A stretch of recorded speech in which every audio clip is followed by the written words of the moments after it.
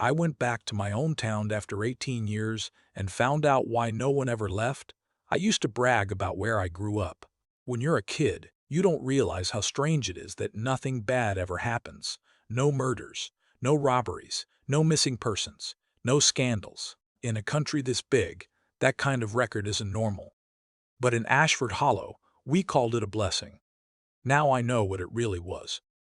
It was maintenance. And maintenance requires removal.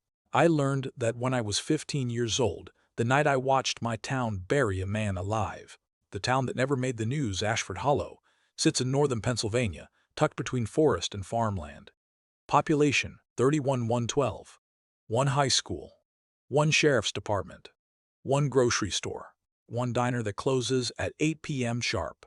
The kind of place where people wave at every passing car. The kind of place where parents don't worry. At least, that's the story we told ourselves. My dad used to say, "This town protects its own." That phrase gets darker the older you get. When I was younger, I thought it meant community. Now I understand it meant control. Because in Ashford Hollow, you were either one of us, or you were temporary. The woods past Miller's Field. Every small town has a line you're not supposed to cross. For us, it was the woods beyond Miller's Field. There weren't warning signs, no fences, just an unspoken rule: don't go out there after dark. No explanation, which of course guaranteed that one day we would. My best friend Evan Cole was the reckless one. He was louder than me, braver than me, stupid in ways that only fearless teenagers can be. It was late September. Cold air. Almost midnight. We'd been at a bonfire with some seniors who thought we were annoying. So Evan decided we'd prove something. "Let's go past the field," he said, just to say we did. We crossed the dirt path, walked through tall grass, and entered the tree line. The woods swallowed sound. You ever notice how forests at night don't feel empty? They feel aware. We walked maybe 15 minutes in, then we saw lights, bright white floodlights, and the low growl of a generator. We froze. Through the trees we could see vehicles, recognizable ones.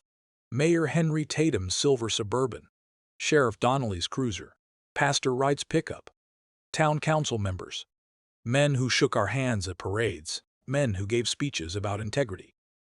In the center of the clearing was a rectangular hole, fresh dirt piled beside it. And in front of it, a man on his knees, hands zip-tied, mouth uncovered, begging. "I won't say anything," he kept repeating. "I'll leave tomorrow, I swear."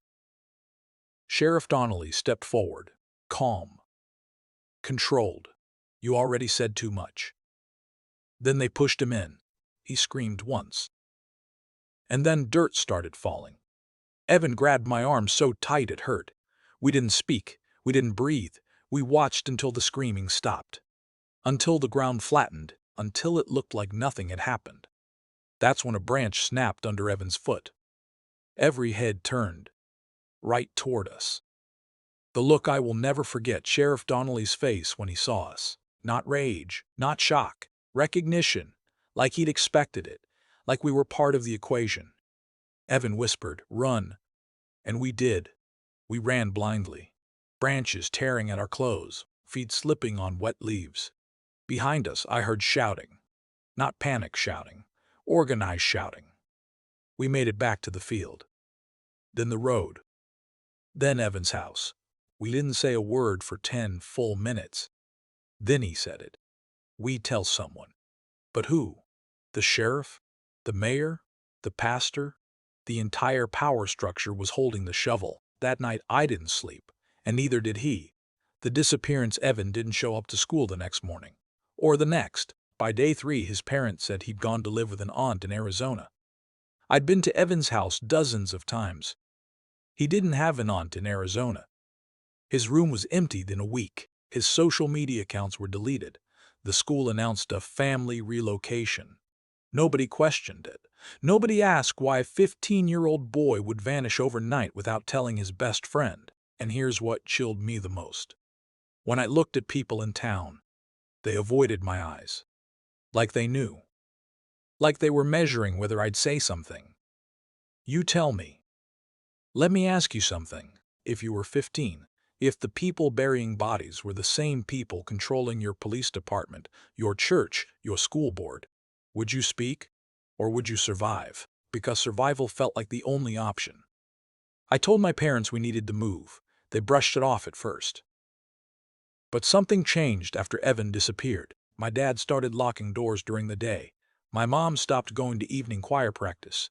3 months later, my father announced we'd be relocating for work. We left in under 2 weeks. I never got to say goodbye to anyone.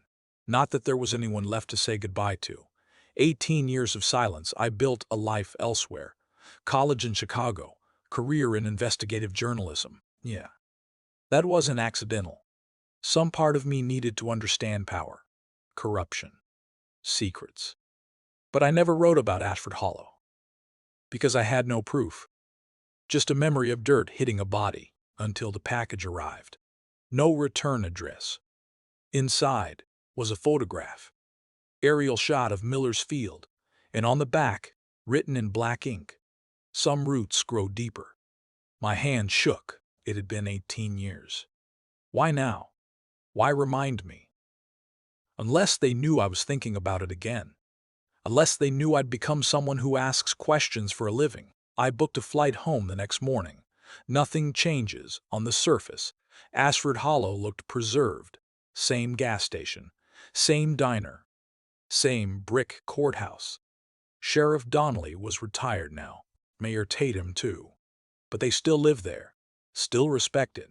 Still untouchable. I didn't tell anyone why I was back. I just walked, watched, listened.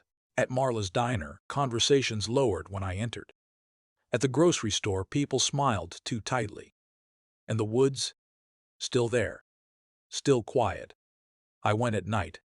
Alone this time, with something I didn't have at 15. A plan. The clearing. The clearing was overgrown, but not untouched. The soil looked disturbed in patches. Subtle. Professional. I walked slowly across it. My boots sank slightly in one spot. That same unnatural softness. I knelt. Dug. 5 inches down, I hit concrete. A slab. Poured and smoothed, like a lid. My pulse thundered in my ears. Then I heard it. Footsteps. You came back. Sheriff Donnelly's voice had aged. But it hadn't softened. He wasn't alone. 4 others stood behind him.